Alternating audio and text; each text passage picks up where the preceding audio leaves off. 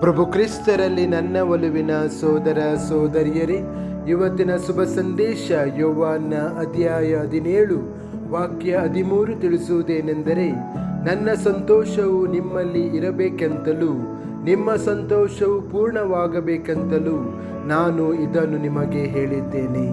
ಚಿಂತನೆ: ಯೇಸು ಸಂಪೂರ್ಣ ಸಂತೋಷದ ಬಗ್ಗೆ ಮಾತನಾಡುವಾಗ ಅವನು ತಾತ್ಕಾಲಿಕ ಸಂತೋಷದ ಬಗ್ಗೆ ಮಾತನಾಡುವುದಿಲ್ಲ.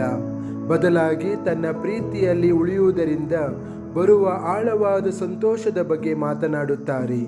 ಹೋರಾಟಗಳು ಮತ್ತು ಅನಿಶ್ಚಿತತೆಗಳಲ್ಲಿಯೂ ಸಹ ಕ್ರಿಸ್ತನು ನಮ್ಮ ಹೃದಯಗಳನ್ನು ಶಾಂತಿ, ಭರವಸೆ ಮತ್ತು ಶಕ್ತಿಯಿಂದ ತುಂಬುತ್ತಾರೆ. ನಾವು ಆತನ ಹತ್ತಿರ ಇರುವಾಗ, ಆತನ ವಾಕ್ಯವನ್ನು ನಂಬುವಾಗ ಮತ್ತು ಆತನ ಪ್ರೀತಿಯನ್ನು ಇತರರೊಂದಿಗೆ ಹಂಚಿಕೊಂಡಾಗ ನಿಜವಾದ ಸಂತೋಷವು ಕಂಡುಬರುತ್ತದೆ.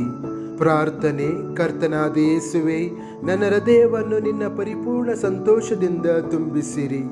ನಿನ್ನ ಪ್ರೀತಿಯಲ್ಲಿ ಉಳಿಯಲು ಮತ್ತು ನಾನು ಭೇಟಿಯಾಗುವ ಎಲ್ಲದರೊಂದಿಗೆ ಆ ಸಂತೋಷವನ್ನು ಹಂಚಿಕೊಳ್ಳಲು ನನಗೆ ಸಹಾಯ ಮಾಡಿರಿ.